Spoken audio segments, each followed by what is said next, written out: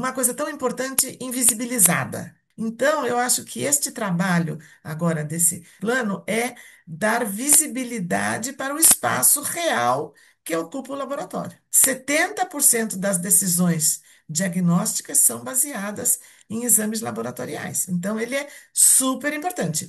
Hoje, o médico sozinho ele não faz um diagnóstico se ele não tiver o apoio de algum exame. Então, eu acho que esta política ela visa trazer visibilidade e ajustar vários parâmetros aí dessa etapa tão importante da cadeia da saúde.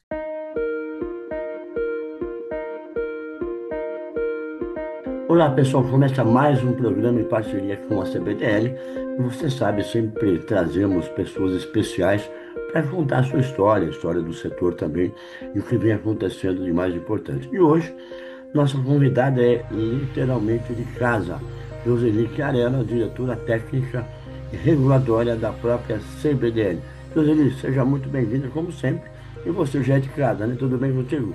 Ludo, obrigado pelo convite. Acho que a gente vai falar algumas coisas que a gente não fala habitualmente aqui. Muito bem. Bom, a gente sempre começa também com uma palavra do presidente, então vamos ouvir o Carlos Eduardo Gouveia. Olá a todos, iniciamos hoje outro programa Diagnóstico por Dentro do Mercado. E como sempre, trazemos as grandes figuras do mercado de diagnóstico, aquelas que têm batalhado à frente de suas empresas, em posições executivas e muitas vezes em áreas estratégicas que às vezes vocês nem pensam.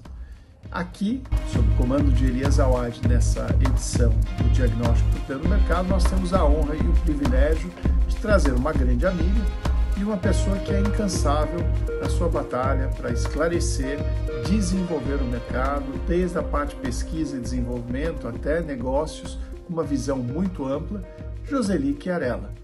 Ela que é diretora de assuntos regulatórios, diretora técnica da CBDL, ela tem trazido uma bagagem muito rica, com experiências nas mais diferentes áreas, seja nas áreas públicas ou mesmo privadas, e empresas de diferentes tamanhos.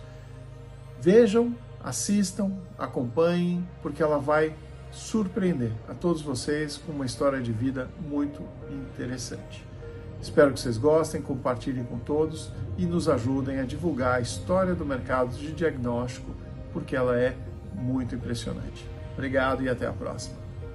Joseli, fala um pouquinho primeiro sobre a importância da CBDL no segmento e também, né, da atuação ao lado do Carlos Gouveia.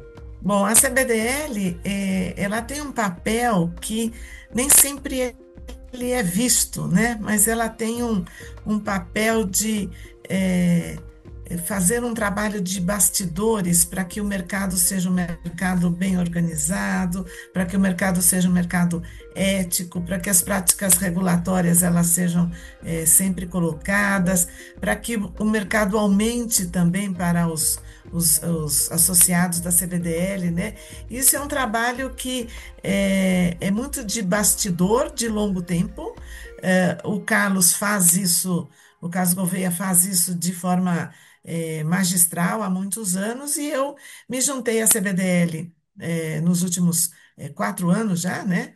E eu trago para a CBDL um componente um pouco mais técnico, né? Um pouco mais ligado com a inovação e com o mercado. Quer dizer, o Carlos ele é um articulador de políticas e eu acabo sendo um background técnico para a CBDL, tanto na parte regulatória quanto na parte de produtos mesmo, e a gente quer promover um pouco a inovação. Quer dizer, dentro da CBDL a gente tem associados que são empresas multinacionais e empresas nacionais, mas a gente também tenta impulsionar essa empresa nacional, impulsionar esse mercado nacional, sempre visando que os pacientes das diversas origens, né, sejam eles aqueles atendidos pelo SUS, que tenham acesso a tecnologias inovadoras e no tempo certo e no momento certo, e também aqueles pacientes do universo privado, para que o que é de ponta fora do Brasil, que isso chegue aqui também, né? Então, isso é um trabalho de longo tempo e que nem sempre tem a visibilidade que deveria ter, né? Perfeito, maravilha. Vou só relembrar um pouquinho do nosso dezembro, da festa de final de ano. Você sabe que a gente fez uma homenagem muito especial para o Carlos Gouveia, né? Eu Uhum. fiz o talk show biográfico. E lá de cima do palco me emocionou muito ver você emocionada ali, vendo o É. Carlos contar a história. Foi um momento muito especial, né, Joseli? É. Tem várias coisas, porque eu acho que na personalidade do Carlos tem duas coisas, né? Primeiro, ele é conhecido como Dr. Carlos, mas a formação dele não é nada da área de. Ele não é médico, ele é advogado, né? Mas ele tem um conhecimento tão profundo, técnico das coisas, que é bastante admirável, né? E a pessoa humana, né? Eu acho que isso que é a grande característica aí do Carlos é esta característica da pessoa sempre congregando outras pessoas, fazendo alianças, e este lado humano que ele imprime no trabalho dele, e é um excelente parceiro de trabalho. Que bom, muito bom, muito bom. Bom, mas a biografia é sua, não é do Carlos hoje, né? Então, nós sabemos que você é graduado em farmácia e bioquímica, fez mestrado em ciências biológicas e imunogenética pela USP, né? Tem um MBA, mas a gente vai falar dele um pouquinho mais adiante, né? Então, conta um pouco dessa biografia, essa área, né, da saúde, é uma tradição da família ou você estreou nela? Não, não tinha ninguém da minha família. Minha mãe foi professora, né, a vida inteira, meu pai comerciante e do Mercadão da Cantareira. A gente vem Que dessa. bacana. Eu tinha alguma coisa assim de umas inspirações que eu achava que eu ia ser cientista, né? Então eu fiz a graduação de farmácia sem saber muito. Nós estamos falando isso do início dos anos 80, né? Que as coisas eram muito diferentes aqui no Brasil. Fiz a graduação de farmácia. Acho que o curso de farmácia ele é um curso super abrangente porque você tem uma visão da biologia e da química, né? E tenho alguns questionamentos dos cursos como estão hoje em dia, porque teve uma enchente de cursos de farmácia de mediana, questionável qualidade, mas ele é um curso muito abrangente. Então, uma outra coisa que para mim sempre foi muito clara é que eu queria fazer alguma coisa para as pessoas. Né? Isso, então, eu fiz farmácia, aí tem aquela fase de total desorientação quando você sai da faculdade, porque você tem um universo grande, mas você não sabe bem para onde ir.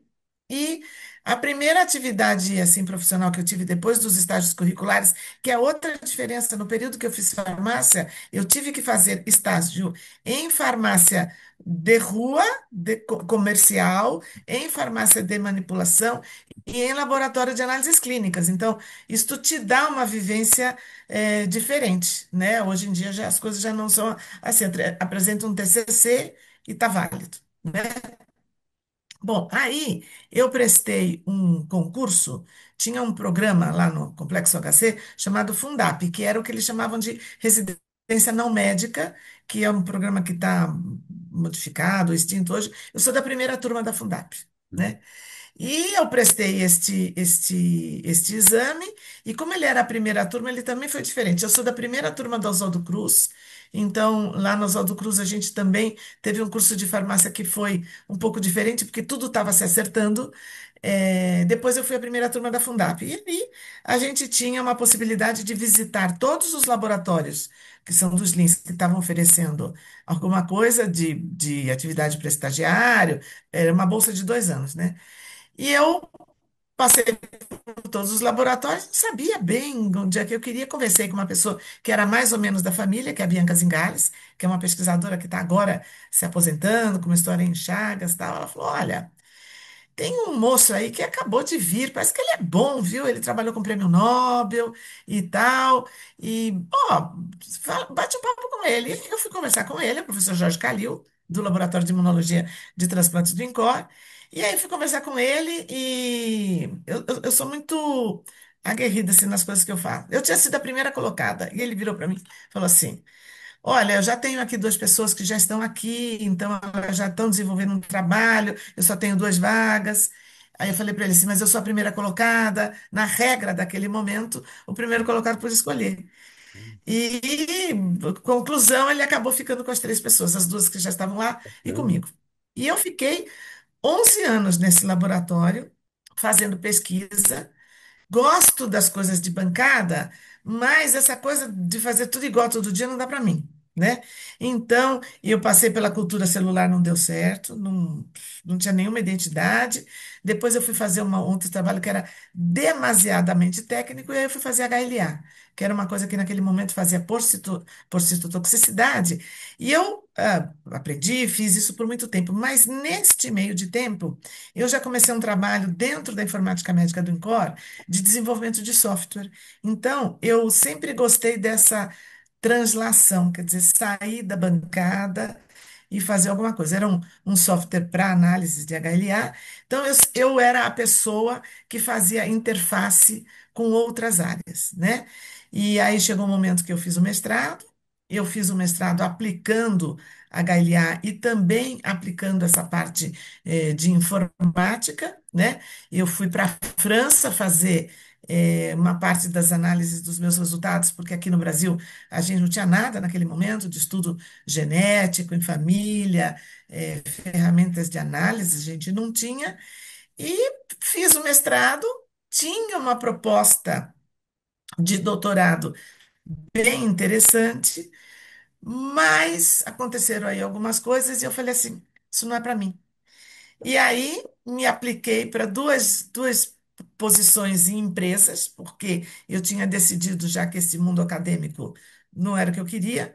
Uma não me respondeu e a outra eu fui contratada, e é a Diasori, né? Então eu sou a primeira farmacêutica responsável da Diasori, que é uma associada da CBDL, e assim eu fui para um universo mais comercial, né? Quer dizer, eu era assessora científica, assessora técnica, né, que fazia a interface com os clientes, mas saindo da bancada de um laboratório de pesquisa para entender como funciona um pouco este mercado do diagnóstico. Então, nós estamos falando disso de 1997, e eu fiquei 4 anos na Diasorin, que foi quando eu entrei no universo do diagnóstico. Como eu tinha uma boa formação de genética, né, de PCR, biologia molecular, tal, apareceu uma vaga também para especialista de produto, application especialista, numa empresa bastante conhecida, chamada Eppendorf, e eu fui para lá. E então eu fiquei 4 anos na Diasori, e depois eu fui para Eppendorf como especialista de produto. E eu fiz as minhas escolhas, mas eu também sempre fui uma pessoa de muita sorte, né? Quer dizer, essa conversa com o Calil que eu dei, né, e depois, nesse momento, na Eppendorf, que eu vinha desenvolvendo essas atividades de Application Specialist, teve uma situação lá na empresa e o CEO da Eppendorf na Alemanha perguntou para mim se eu aceitaria ser o Managing Director, né, o diretor-geral da Eppendorf na Brasil e América Latina.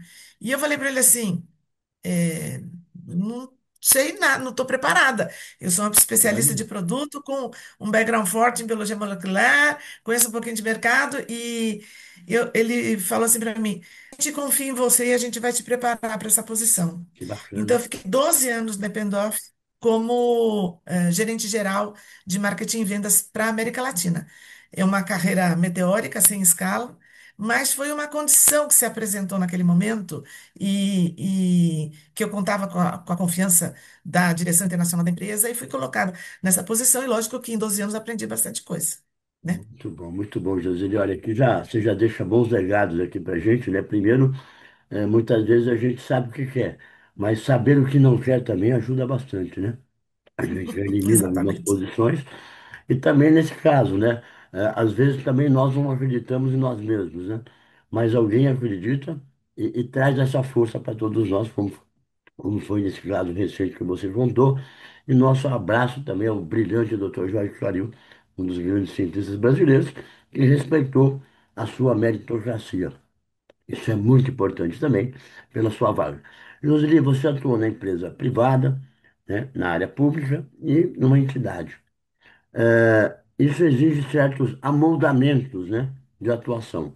Conta pra gente um pouquinho as diferenças que existem nesses setores, Tá. E eu vou dar um spoiler também, por porque favor. eu atuei numa instituição, depois eu atuei em empresas privadas, e aí eu me aposentei e eu voltei no mercado no Instituto Butantan. Ah, sim, E perfeito. ainda é diferente, porque você quando você está também do lado do governo. Então, esta vivência do Butantan, ela foi muito importante para entender como funcionam algumas coisas, né?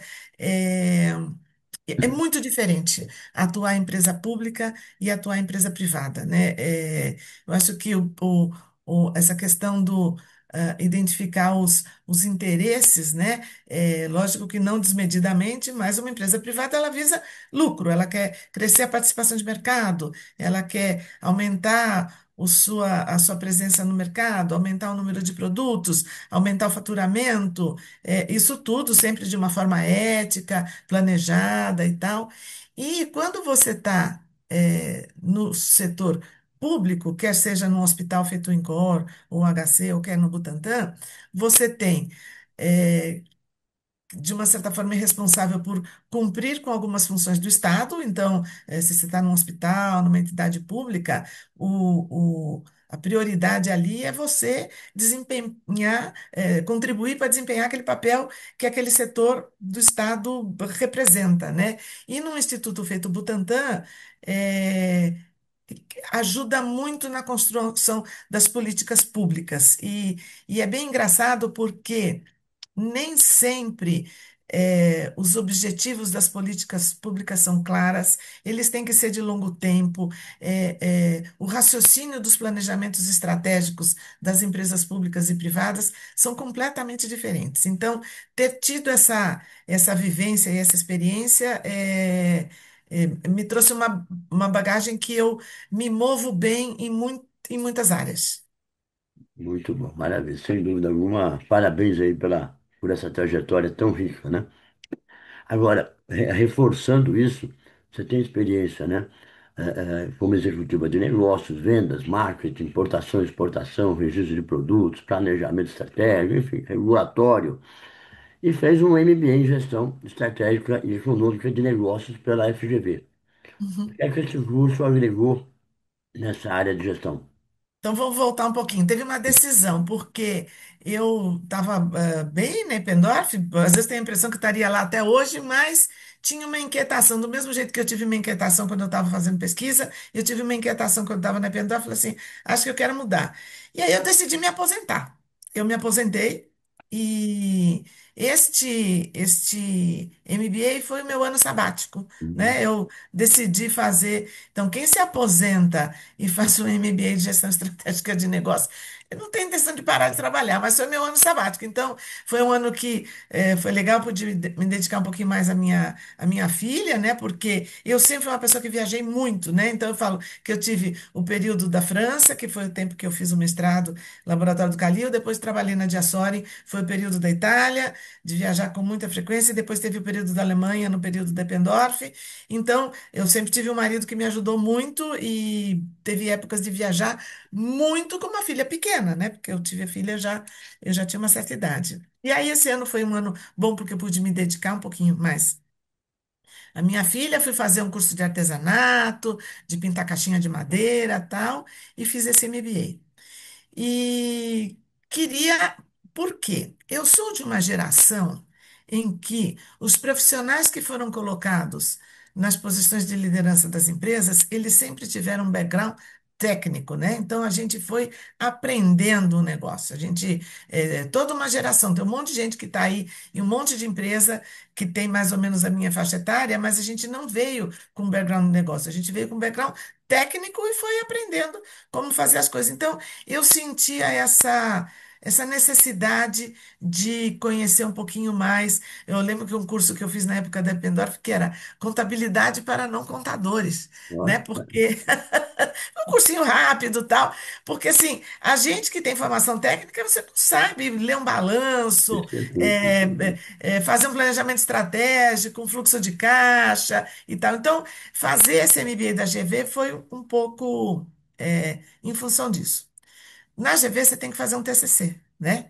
E eu falei, vou fazer um TCC de quê? Falei, vou fazer um TCC de exportação de vacina, porque eu conhecia esta área de negócios internacionais, tenho minha formação em imunologia e falei assim, eu vou juntar as coisas. Deixei o meu grupo da faculdade quase louco lá do MBA, quase louco, porque ninguém entendia de vacina. E ninguém entendia de vacina e de gestão pública de vacina, porque aqui a gente tem o PNI, que faz a gestão pública. Quer dizer, para mim foi um aprendizado. Isso é outra coisa que eu gosto, aprender para ensinar, né? Então eu tive que aprender isso para ensinar para o pessoal lá do meu grupo. E aí, eu precisava de dados, eu precisava de números para poder saber quanto custava uma dose de vacina, qual era o volume de produção, como calculava os custos. E nesse momento, o doutor Jorge Calil era o diretor do Instituto Butantan, e eu fui lá bater um papo com ele e falei: olha, vou fazer, esse é um exercício que eu tenho que fazer lá para o meu MBA e tal. Posso contar aí uns dados que eu preciso? Tá bom. Aí ele falou assim para mim: o que você andou fazendo nesse tempo? Eu falei: olha, eu dirigi a Eppendorf na América Latina, cuidava de distribuidor, importação, exportação e tal. Aí ele falou assim: eu preciso de uma pessoa assim no Butantan para comercializar produto e tecnologia, né? Fantástico. Então, foi assim que eu fui parar no Butantan, né? Porque o Butantan estava passando por uma mudança muito em função da gestão do professor Jorge Calil. Eu acho que boa parte do que o Butantan é hoje é porque foi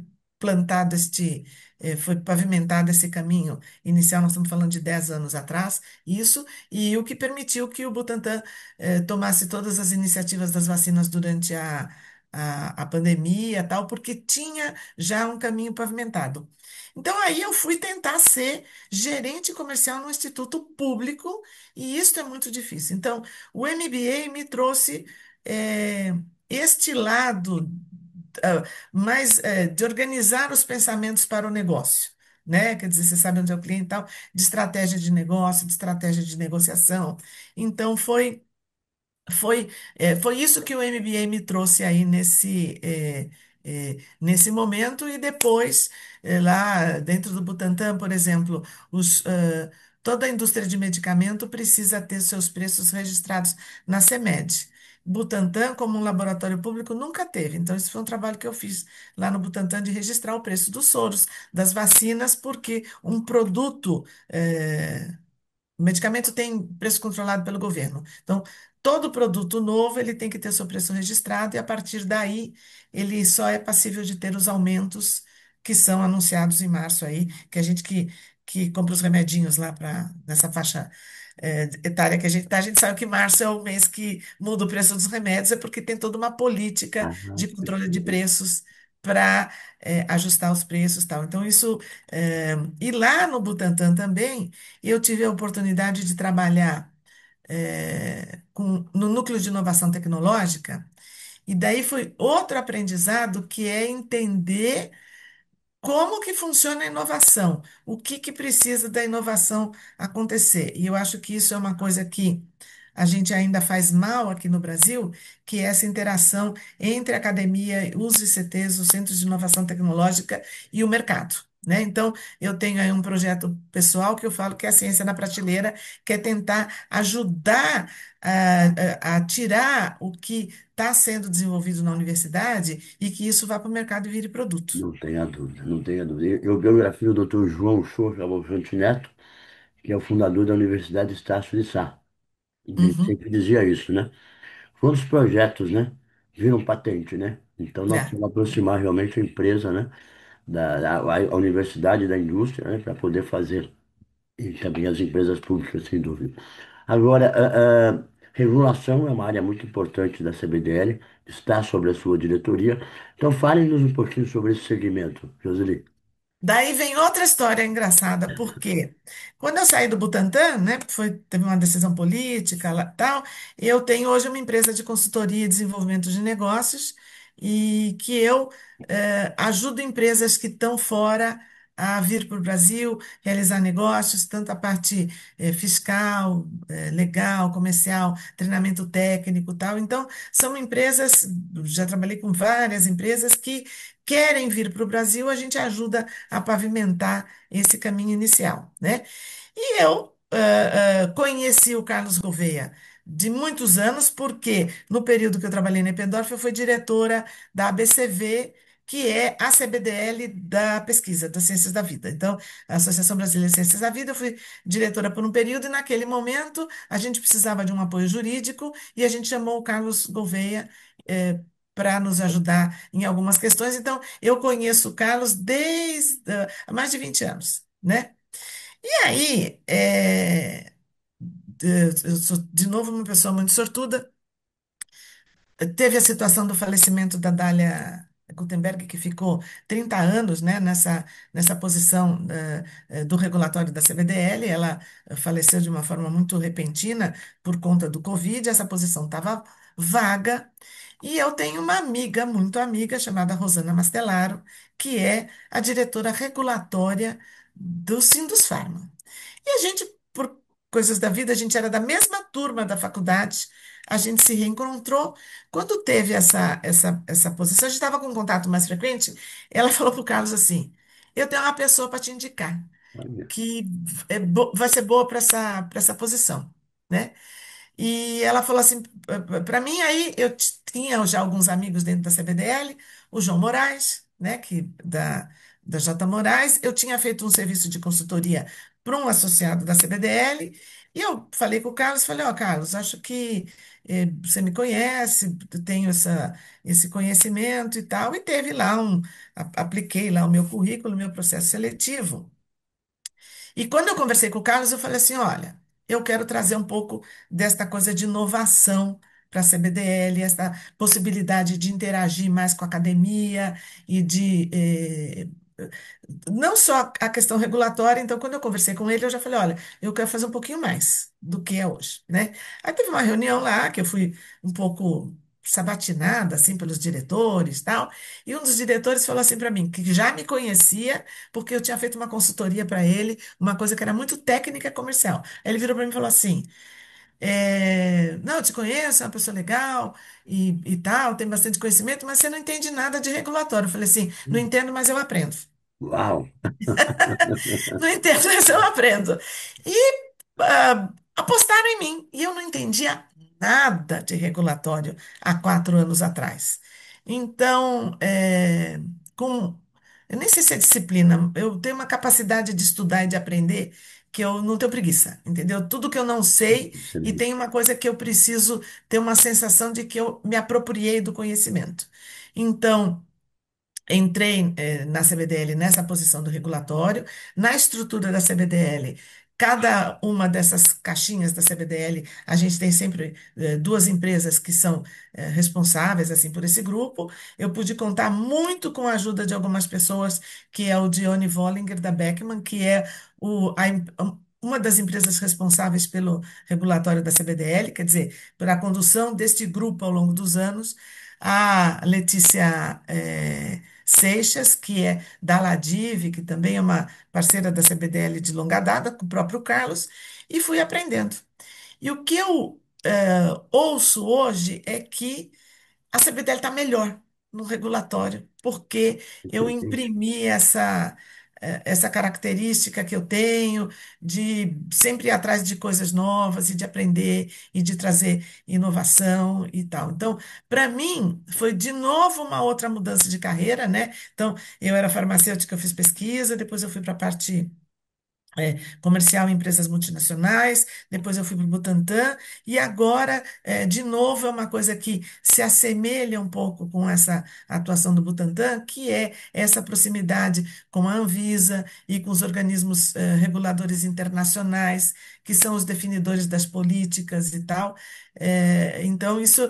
E eu acho que eu nunca vou parar de aprender. Acho que isso é uma característica minha de sempre querer conhecer mais. Meu marido fala assim: você não tem limite para essas coisas? Eu falo: não, não tem limite. Bem, Então, sou uma parabéns. pessoa aposentada há 13 anos e que quer sempre fazer alguma coisa nova. E assim, a novidade é o que me move. Parabéns. Então, eu não tenho medo de coisa nova. Vamos lá. Muito bom. Anota essa daí, olha. Não sei, mas eu aprendo. Esse é Exatamente. Não sei, mas eu aprendo. muito Exatamente. bom, muito bom. Joseli, você também visita empresas, né? E conversa com o pessoal. Qual é a cor local que a gente tem vivido hoje no setor de diagnóstico? Olha, a gente tem algumas dorezinhas, né? E a gente tem algumas. A gente tem dores crônicas e dores agudas. Isso. Então, assim, por exemplo, nesse momento a gente tem uma dor aguda, que é uma ameaça de uma determinação da Anvisa que possa mudar muito a forma de fazer negócio aqui. É um negócio chamado DDR, de autorização do distribuidor. Então, assim, a gente tem dores crônicas e a gente tem dores agudas. Dores crônicas são acesso, porque eu acho que a gente ainda não é capaz de proporcionar acesso de diagnóstico, mesmo com o SUS excelente que a gente tem e tal, a gente poderia fazer mais, né? Então, hoje, a gente tem um número, que eu não vou lembrar o número certinho, certinho, mas a gente tem 75 milhões de brasileiros, 75% dos brasileiros, que são 150 milhões de pessoas mais ou menos, que dependem do SUS. Este montante de pessoas faz, se eu não estou enganado o número, 1,1 bilhão de exames, 1,2 bilhões de exames. Aí você tem 25% da população que tem plano de saúde e que faz 1,1 bilhão, é um pouquinho menos. Então, eu faço em número de exames. Então, eu faço 55% dos exames diagnósticos que são feitos aqui, são feitos para o SUS, que são 75% das pessoas. E eu faço uns 45, 48% de exames para 25% das pessoas que estão na ANS. Está errado, tinha que ser equiparado. Aí nós temos, então por isso que o acesso tem que olhar isso. Aonde é que está faltando exame? Quer dizer, o que está faltando? Está faltando trazer o produto? Está faltando ofertar? Tá caro. Aquele exame que é, por exemplo, provas genéticas ou algumas provas confirmatórias de alguma doença, que mesmo a ANS às vezes não quer pagar, como que a gente faz para melhorar esse custo? Em vez de ter um produto só, tem mais um produto que aumenta a oferta no mercado a baixo preço. Então, a gente tem essas dores crônicas, né? E a gente tem as dores agudas, que é, por exemplo, a reforma tributária que ameaçou elevar o preço dos dispositivos médicos, mas isso foi um trabalho do Carlos. Eu acho que a gente tem uma situação ok hoje. Então, a gente, essa semana eu conversei com o Carlos, ele está nos Estados Unidos e tinha tido uma reunião com um monte de coisa. Ele virou para mim e falou assim: Nossa, a gente nunca descansa, né? Não, de fato, a gente nunca descansa, porque, por exemplo, agora vem um negócio que talvez mude a emissão de nota fiscal das empresas de diagnóstico. Então, são dores crônicas, que são essas dores da eh, da saúde, né? Quer dizer, o que que a gente tem hoje? A gente continua tendo áreas longínquas de dificuldade de acesso, doenças negligenciadas que a gente não diagnostica e as dores crônicas que vão aparecendo aí no dia a dia. Hoje, a dor mais aguda que a gente tem é a capacidade de detecção de metanol Olha, na população, porque sempre teve intoxicação por metanol, não nessa proporção. E a gente tem poucos centros capazes de fazer o teste e poucos centros capazes de fazer o teste num tempo curto, porque isso é outra característica. Então, não é monótono esse claro, não universo que a tenha gente dúvida, vive, não tenha dúvida. porque a gente tem essas dinâmicas que vão acontecendo de acordo Pontualmente, né? Claro, com sem os problemas de saúde pública que a gente tem, né? perfeito. Muito bom. Acredito que também essas discussões aconteçam nos congressos, né? A DLM que você teve em Chicago, o próximo, no ano que vem será a Califórnia, Congresso de Patologia Brasileiro de Análises Clínicas e Patologia Clínica também. Quais foram as maiores discussões desses eventos? Olha, as discussões, então, por exemplo, quando a gente vai num congresso internacional, a gente vê que a inovação está mais perto do mercado, muitas vezes, do que está aqui, né? Então, por exemplo, isso até é uma coisa não deste ADLM, mas do anterior. Eu visitei um stand que tinha uma máquina de PCR assim, ó, que era uma caixinha, como se fosse, sei lá, dois maços de cigarro, pequenininha. E aí eu fui perguntar, falei, olha, ele falou, ó, a pessoa pode ter em casa uma máquina dessa de PCR para fazer alguns testes. Então, não se configurou desse jeito, mas hoje a gente já tem PCR no formato Point of Care, oferecido pelas empresas, né? Outra coisa também, um aprendizado que a gente teve nesse congresso, né? Que a gente vê, aqui nós tivemos agora recentemente a incorporação da biópsia líquida para teste molecular para triagem de câncer de colo de útero. Isso é um avanço super importante. Quer dizer, de novo, quem tem plano de saúde e está na ANS já faz esse exame há muito tempo. Quem está no SUS, a oferta era de Papa Nicolau, Papa Nicolau tem que fazer todo ano, e é um exame super importante. Agora, a gente teve a incorporação dessa biópsia líquida, que se eu faço um teste molecular e eu não detecto HPV, eu tenho aí uma janela de 3 anos a 5 anos que eu tenho bastante segurança que essa mulher não vai desenvolver o câncer. Ótimo. Só que lá, vendo o que está acontecendo nos Estados Unidos, que tem muita mulher que, por crenças ou por comodidade, não quer ir a um centro, não quer que alguém colha a sua amostra, e nós estamos falando aqui de autocoleta. Autocoleta, que é uma coisa que a paciente pode fazer em casa, enviar pelo correio ou levar num posto, a gente ainda exercita muito pouco isso aqui. Então, isso também é um aprendizado de uma coisa que já está sendo implementada lá, e aí vem para cá e vê como que a gente faz. Empresa, você vai trazer esse produto? Governo, você vai adotar isso para as zonas ribeirinhas, por exemplo? Então, e aí, essa questão da autocoleta, que foi um aprendizado recente do ADLM, a gente teve uma discussão no Congresso de Patologia Clínica, numa das mesas, em que falou assim: poxa, a autocoleta de fato é uma coisa que a gente precisa aplicar mais. Então, é isso que a gente vai trazendo de conhecimento, discutindo nos congressos, aí fazendo outras reuniões com as pessoas que são as responsáveis por colocar essas tecnologias dentro dos laboratórios privados, dentro dos laboratórios públicos, a remuneração disso, porque existe um gargalo, se não está no rol da ANS, ou se não está incorporado pelo SUS, como que a gente incorpora a tecnologia? Então, a gente participa nos congressos para aprender e poder discutir essas coisas que serão introduzidas no mercado e na política pública ao longo dos anos, né? Muito interessante o que você traz, porque foge, né, dos olhares, né, do tal do a olho nu, né? A gente nem imagina todo esse trabalho que tem, né, Exatamente. por trás de uma seringada, né? É. Agora, também dentro desses eventos, Joseli, você conversa com cientistas de todo mundo, né? Qual é o nível científico brasileiro comparado a esses outros países? Eu acho que é muito bom. Eu acho que a gente tem um nível científico bastante bom. Eu vou falar uma coisa que acho que pela primeira vez estou pensando nisso. Talvez a gente tenha que levar o nível técnico. Então, veja, o indivíduo que sai da faculdade e ele vai se especializar e tal, eu tenho. Mas a formação que está vindo da faculdade hoje é muito ruim.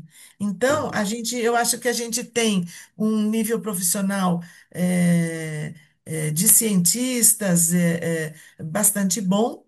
eh, isso foi trabalho feito nos anos 80, nos anos 90. A FAPESP tem um papel importante, muita bolsa sanduíche e tal, que a gente formou uma massa crítica importante. Mas eu acho que o profissional que está chegando no mercado de trabalho está mal formado. Ele chega mal formado da faculdade, ele vai aprender no mercado, e eu acho que tem várias razões para isso. A quantidade de cursos de farmácia, biomedicina, biologia que foram formados, assim, por exemplo, outro dia teve uma discussão da Academia Brasileira de Ciências Farmacêuticas, e assim, não dá mais química no curso de farmácia, porque ter laboratório de química é caro, dá trabalho, então é tudo muito teórico, muito prático. Então, eu acho que a gente tem um bom nível científico a partir daqui. Isso é uma pirâmide, né? A partir daqui. Mas o profissional que está entrando no mercado hoje, ele é mal formado, mal remunerado. Puxa, é, eu acho que isso, olhando a farmácia, o curso de farmácia como um curso que vai formar o farmacêutico que vai trabalhar na farmácia, o farmacêutico do laboratório, o farmacêutico da indústria, eu acho que com raras exceções, a gente está formando mal o nosso profissional de nível superior aqui. Com certeza, isso dá um delay importante, né? Entre o É, aprendizado na é. universidade e o mestrado, não tenha dúvida. Uhum, Outro ponto muito importante, Joseli, é essa política nacional de diagnóstico laboratorial e atuação da CBDL junto a outras entidades, né, por uma unificação. Quais uhum. são as maiores conquistas e os grandes desafios dessa luta? Eu acho que isso está trazendo visibilidade para o laboratório, porque quando você pensa no sistema de saúde, você pensa assim, no paciente, na dor, no médico e no diagnóstico e no medicamento, mas ninguém enxerga o que está por trás em executar este diagnóstico. Então, eu acho que está trazendo um pouco de visibilidade para este profissional, para esses locais onde o laboratório, por quê? Se a gente for pensar hoje, eu tenho um teste X e que ele custa, e quando a gente fala o custo do teste, é o insumo para fazer o teste, é o tubinho para colher o sangue, é a hora do funcionário que faz a coleta, é a hora do funcionário que trabalha no laboratório, eventualmente o transporte, se esse tubinho tiver que sair. Então, quando a gente fala no custo de um exame, ele é composto de uma série de fatores. E daí a gente vai ver o que isto é pago na tabela do SUS e o que isso é pago na tabela da ANS e que muitas vezes não é. Então você acabou espremendo o laboratório entre o plano de saúde, que faz uma pressão enorme para reduzir a remuneração, as tecnologias que vão evoluindo e uma tecnologia mais nova ela é melhor, mas ela também custa mais caro e tal. Então, esta pressão do custo contribuiu para isso, que é um profissional mal formado, pouco remunerado e para uma coisa tão importante invisibilizada. Né? Invisibilizada. Então, eu acho que este trabalho agora desse plano é dar visibilidade para o espaço real que ocupa o laboratório, né? 70% das decisões diagnósticas são baseadas em exames laboratoriais. Então, ele é super importante. Hoje, o médico sozinho ele não faz um diagnóstico se ele não tiver o apoio de algum exame. Então, eu acho que esta política ela visa trazer visibilidade e ajustar vários parâmetros aí dessa etapa tão importante da cadeia da saúde. Perfeito, muito bom, muito bom. Olha, Joseli, a gente ficaria horas aqui conversando com você, porque a gente aprende na área científica, na área da motivação também, já deu para ver, de gestão. Então, né, esse lado eclético que você apresenta e, sem dúvida alguma, é importante que você nos deixe uma mensagem final.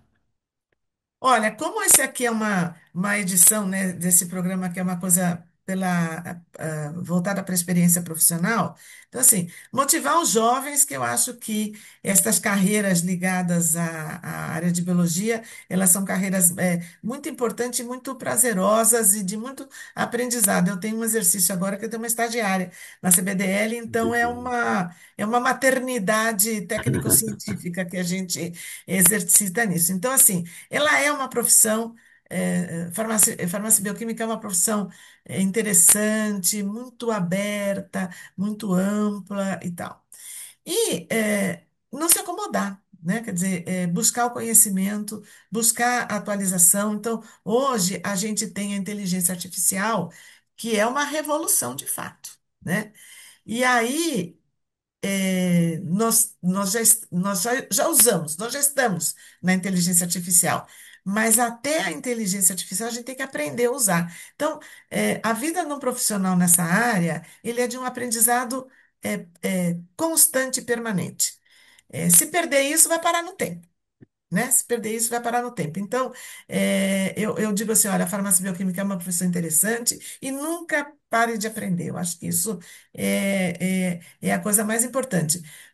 E se incomodar, muda, viu? Porque ninguém nasceu num E lugar e vai coragem de morrer num mudar, né? lugar. É verdade. Então, eu acho que entender quais são as aspirações, para mim, sempre foi importante saber que eu estou fazendo alguma coisa para uma pessoa, para um indivíduo, né? Quer dizer, eu nunca gostei de camundongo no laboratório.